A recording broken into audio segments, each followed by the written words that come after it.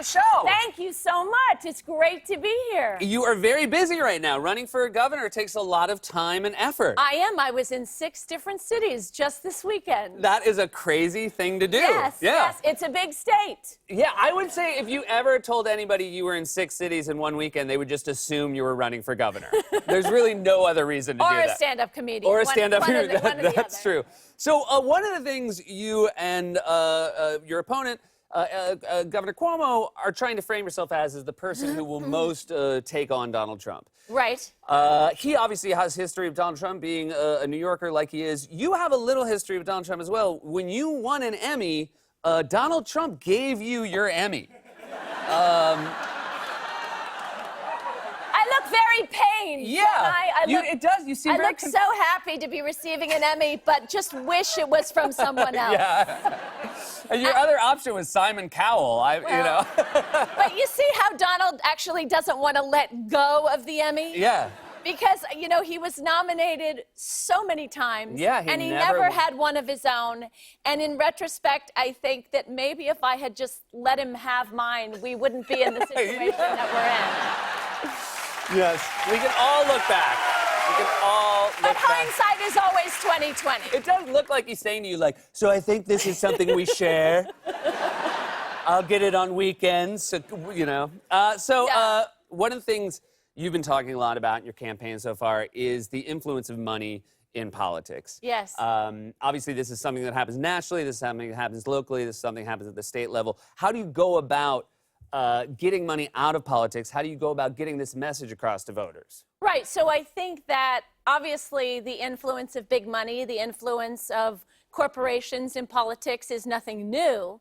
But I think we've arrived at a moment where corporations have so much power and so much money, and they're spending it so plentifully on our electeds that there is almost no daylight between the corporate agenda and New York state policy at the moment.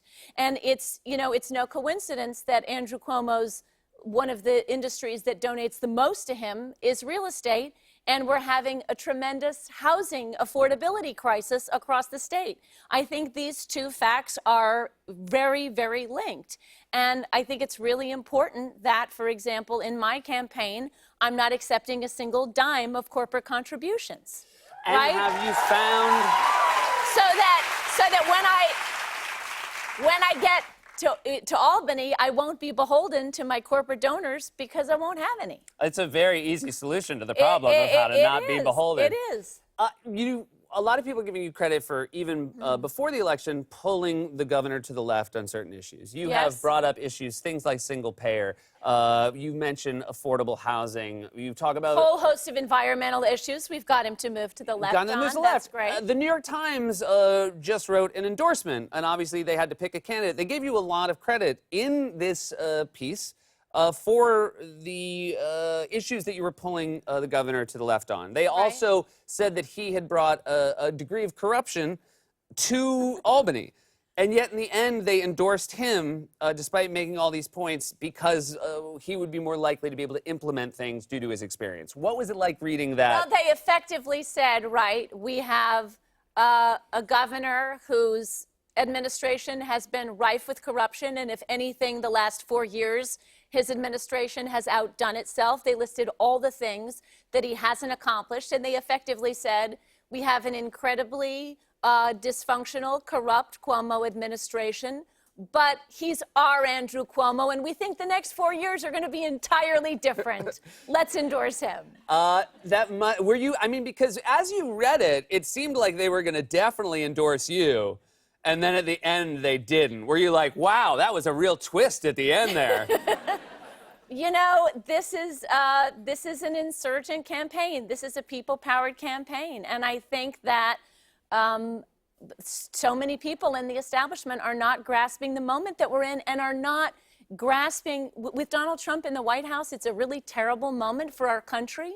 But I think what voters are trying to say to the Democratic establishment, and are saying it in volumes when you look at the victory, Ayanna Pressley last night in Massachusetts, if you look at Andrew Gillum last week in Florida, these are Alexandria Ocasio-Cortez. These are people who were not predicted to win, who were down by 30 points in some cases and have marched on to victory because voters understand something the Democratic Party leadership doesn't seem to, which is that with Donald Trump in the White House, we actually have not only a possibility, but we have an obligation to elect leaders who will bring real progressive change, whether you're talking about single-payer health care, whether you're talking about universal rent regulation, whether you're talking about New York becoming a leader in renewable energy. We have to elect more Democrats this year, but we also have to elect better Democrats.